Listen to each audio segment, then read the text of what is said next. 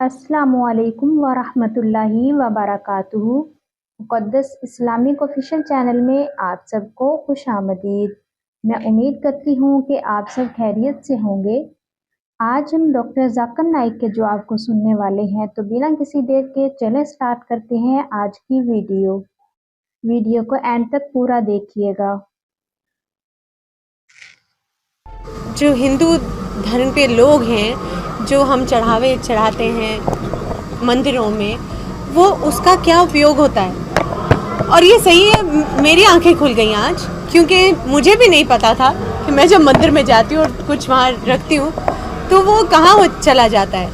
यहाँ का बिजनेस में कितना इन्वेस्टमेंट है, स्टोव, केतली, चाय, शक्कर, गिलास, थर्मस, और यहाँ एक तो पत्थर और लाठी का बस। अब देखिए 15 मिनट में इन्वेस्टमेंट डबल। आदाब। आदाब। सलाम वालेकुम। वालेकुम सलाम। मेरा नाम विजय कुमार गुत्रा, मैं किशनगंज का निवासी हूँ एंड यहाँ पर एक मेरी रेजिन की इंडस्ट्री है। By profession I am an entrepreneur. माशाल्लाह।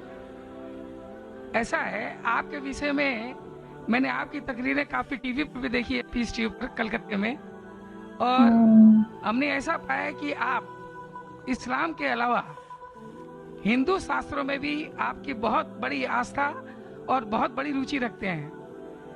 मेरे में ये जानने की उत्सुकता है कि आपकी ये उत्सुकता हिंदू शास्त्र के प्रति कब आई और क्यों आई, इसके विषय में मुझे आपसे थोड़ा भाई साहब का सवाल है कि उन्होंने मुझे टीवी पे कलकत्ता में कई बार देखा है और ये जाना है कि इस्लाम के अलावा मैं दीगर मज़ाहिब के बारे में बात करता हूँ और हिंदू धार्मिक किताबों के बारे में भी मैं इल्म रखता हूँ।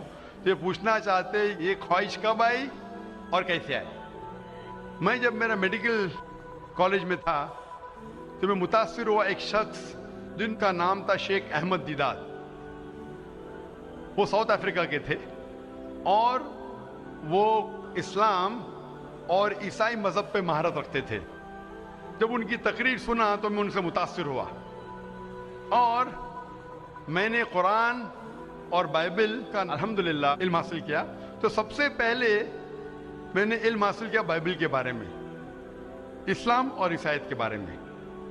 और जब मैं उनसे मिला उन्होंने कहा कि इस्लाम और ईसाईयत पे कई लोग तकरीर कर चुके और कई किताबें लिख चुके, लेकिन हिंदू मजहब और इस्लाम के बारे में वो चंद किताबें हैं।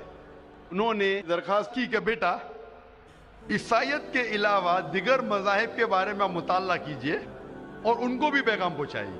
और जब कुरान मजीद की मैंने आयत पढ़ी, कुरान मजीद में अल्लाह ताला ईश्वर कहते हैं सूरह अल इमरान में सूरह नंबर 3 आयत नंबर 64 में, तालव इला कलिमतिन सवाइन बैना बैनकुम, आओ हम उस बात की तरफ जो आप और हम में यकसा है। सबसे पहली बात क्या है? अल्लाह नाबुदा इल्लल्लाह, कि हम सिर्फ एक ईश्वर की इबादत करें। वला नुश्रिका भी चाहिए कि हम आपस में किसी को शरीक न करें। वला यत्तखिज़ बादुना बादन अरबाबन मिनल्लाह, तो हम आपस में किसी को रब ना कहे। फइन तवल्लो, अगर वो ना माने, फ़कुलू शहदू बिअन्ना मुस्लिमून, आप शहादत दो कि आप मुस्लिम हैं। तो जब मैंने कुरान मजीद की आयत पढ़ी जिसमें लिखा है कि जब भी आप गैरों से बात करते हैं तो उस बात की तरफ आओ जो उनमें और हम में यकसा है। और मजहबी किताब में यकसानियत भी है, डिफरेंसेस भी है। तो मैं कहता हूं कि कम से कम यकसानियत के ऊपर तो हम अमल करें, जो डिफरेंसेस है वो कल डिस्कस करेंगे। डिफरेंसेस तो है, मैं ये नहीं कहता डिफरेंसेस नहीं है, लेकिन जो यकसानियत है, जो आपकी किताब धार्मिक किताब और हमारी किताब में यकसा है, तो कम से कम उसके ऊपर तो अमल करें। तो ये सोच लेके शेख दीदाद से मुतासिर होके और कुरान मजीद की आयत सूरह नंबर 3 आयत नंबर 64, जब मैं मेडिकल कॉलेज में था मैंने शुरू किया ये मेरा मिशन। और फिर मैंने तहकीक करने लगा। ईसाईयत मज़हब का तो इतने अच्छे से मुताला किया था शेख अहमद दीदाद ने कि मुझे ज़्यादा तहकीक करने की ज़रूरत नहीं पड़ी, लेकिन मैं तहकीक शुरू किया हिंदू मज़हब के बारे में। फिर मैंने हिंदू विद्वान की स्कॉलर्स की किताबें पढ़ने लगी और ढूंढने लगा क्या यकसा है। लेकिन कुरान मजीद में कहा गया है कि सबसे पहली बात है अल्लाह नाबुदा इल्लल्लाह, कि हम सिर्फ एक ईश्वर, एक भगवान, एक अल्लाह की इबादत करें।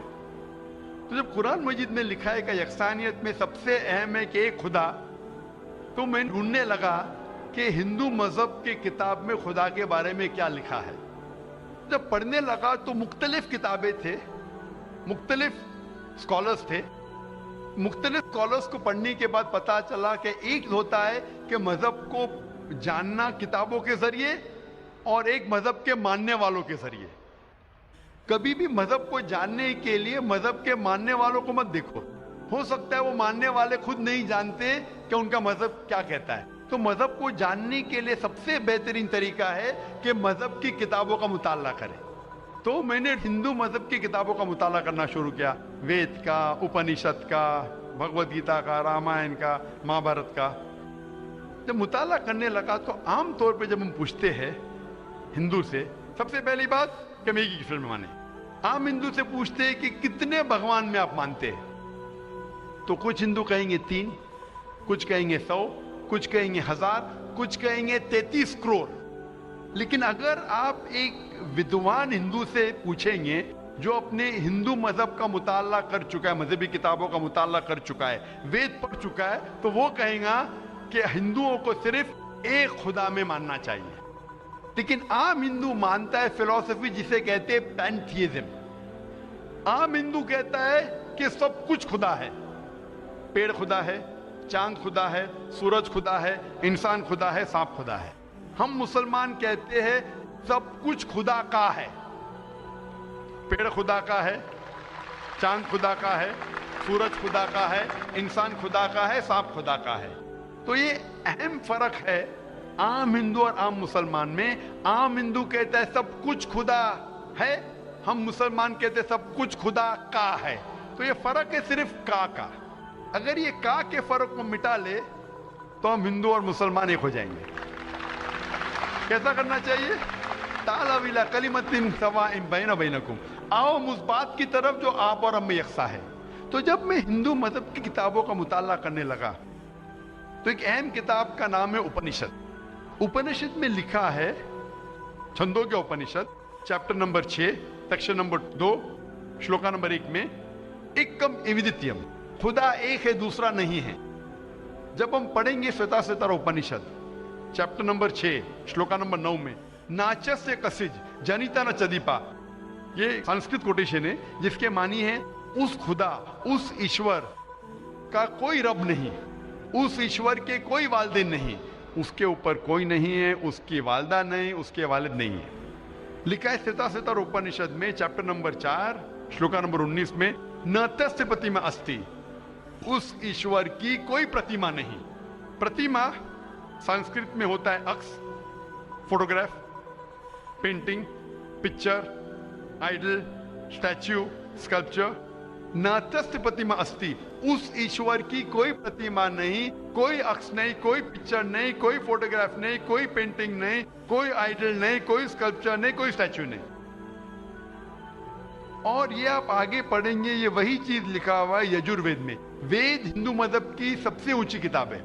यजुर्वेद में लिखा है चैप्टर नंबर 32 श्लोका नंबर 3 में, न तस्य प्रतिमा अस्ति, उस ईश्वर की कोई प्रतिमा नहीं, कोई अक्स नहीं, कोई फोटोग्राफ नहीं, कोई पेंटिंग नहीं, कोई पिक्चर नहीं, कोई स्टैच्यू नहीं, कोई आइडल नहीं, कोई स्कल्पचर नहीं। तो जब आप हिंदू मजहब की किताबों का मुताला करते पता चलता है हिंदू मजहबी किताब में भी लिखा है खुदा एक है, उस खुदा का कोई अक्स नहीं। और ब्रह्म सूत्र जो हिंदुइज्म का है वो एकम ब्राह्मम द्योत्या नास्ते नैना नास्ते किंचन, भगवान एक ही है, दूसरा नहीं है, नहीं है, नहीं है, जरा भी नहीं है। There is only one God, not a second one, not at all, not at all, not in the least bit. तो इस जरिए से मेरा मुताला शुरू हुआ। सबसे पहले देखिए करने लगा मैं कि हिंदू मजहब की किताब में ईश्वर का क्या जिक्र है, भगवान का क्या जिक्र है। और पता चला जिस तरीके से कुरान मजीद में लिखा है खुदा एक है, वही लिखा है हिंदू मजहबी किताब में। जिस तरीके कुरान में लिखा है उसका कोई अक्स नहीं, वही लिखा है हिंदू मजहब में। जिस तरीके से कुरान मजीद में लिखा है ना वो किसी से जना है ना किसी को जनता है, वही चीज लिखी हिंदू मजहबी किताब में। तो मैंने कहा जो यकसा है तो इसके ऊपर अमल क्यों ना करें। तो इस तरीके से मेरी तहकीक शुरू हुई और आस्ते आस्ते तहकीक के बाद पता चला कि हिंदू मजहब में भी लिखा हुआ है कि अवतार आने वाले हैं। अवतार लोग समझते हैं कि भगवान एक इंसान का रूप लेता है, ये एक मानी है, लेकिन सही मानी है औ संस्कृत में मतलब भगवान खुद नहीं, भगवान किसी को भेजता है। तो अवतार के सही मानी है जैसे हम कहते हैं पैगंबर।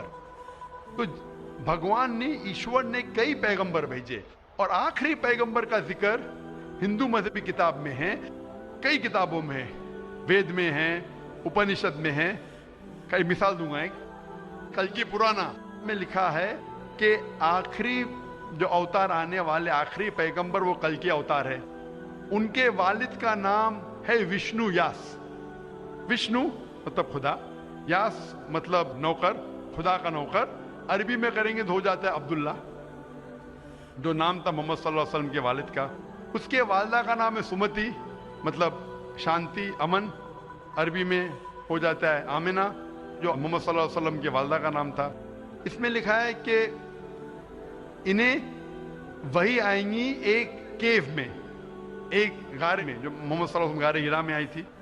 उन्हें वही आएंगी रात के वक्त। वो बाद में जाएंगे नॉर्थवर्ड और फिर वापस आएंगे। मोहम्मद सल्लल्लाहु अलैहि वसल्लम ने हिजरत की थी, मदीना की तरफ वापस आए। उनके 4 करीब दोस्त होंगे, इसमें 4 खुलफा राशिदीन है। इस तरीके से डिटेल में लिखा गया है आखिरी पैगंबर, जो आखिरी अवतार जो आने वाले मोहम्मद सल्लल्लाहु अलैहि वसल्लम। तो मैं कहता हूं हिंदुओं से कि आप अपनी हिंदू किताब का मुताला कीजिए और हम हिंदू और मुसलमान एक हो जाएंगे। तो इस तरीके से मेरे तहकीक शुरू हुई और मैं दुनिया भर में कोशिश करता हूं अमन का पैगाम लोगों तक पहुंचाए। जी भाई साहब, आपने जो उपनिषदों का वर्णन किया है उसके साथ मैं एक लाइन और जोड़ता हूँ, जहाँ पर यही लिखा हुआ है कि ईश्वर एक ही है। वो हमारी श्रीमद् भगवद गीता है, जिसे हम श्रीमद् भगवान की वाणी या ईश्वर की वाणी कहते हैं। उसके चैप्टर नंबर 18 श्लोक नंबर 66 में है, अनन्या सर्व धर्मान परित्यज्यम मामेकं शरणं व्रज अहम त्वाम सर्व पापेभ्यो मोक्षयिष्यामि मा शुचः। उसमें भी एक ही ईश्वर की ओर इंगित किया गया। तो आप जो कह रहे हैं एकदम सही और एकदम यथार्थ है कि हमारे हिंदू में एक ही ईश्वर की है, बाकी रूप हमने अनेक मान लिया है। ये एक आस्था का विषय हो जाता है, साकार रूप निराकार रूप वो अलग है, लेकिन ईश्वर को हमारे यहाँ भी आपने एकदम ठीक फरमाया है। गीता भी हमारी यही कहती है। धन्यवाद आपका बहुत बहुत। जज़ाकल्लाह शुक्रिया। जी तो नाजरीन, ये थी आज की वीडियो। मैं उम्मीद करती हूँ कि आज की वीडियो आपको पसंद आई होगी। डॉक्टर जाकिर नाइक का जवाब आपको पसंद आया होगा, क्योंकि डॉक्टर जाकिर नाइक जब भी बात करते हैं कुरान और हदीस के मुताबिक बात करते हैं। तो मैं उम्मीद करती हूँ कि आज की वीडियो आपने एंड तक ज़रूर देखी होगी। मज़ीद ही ऐसी इस्लामिक वीडियोस के लिए मेरे चैनल को सब्सक्राइब कर लें और वीडियो को लाइक कर लें। मिलते हैं नेक्स्ट वीडियो में, तब तक के लिए अल्लाह हाफिज़।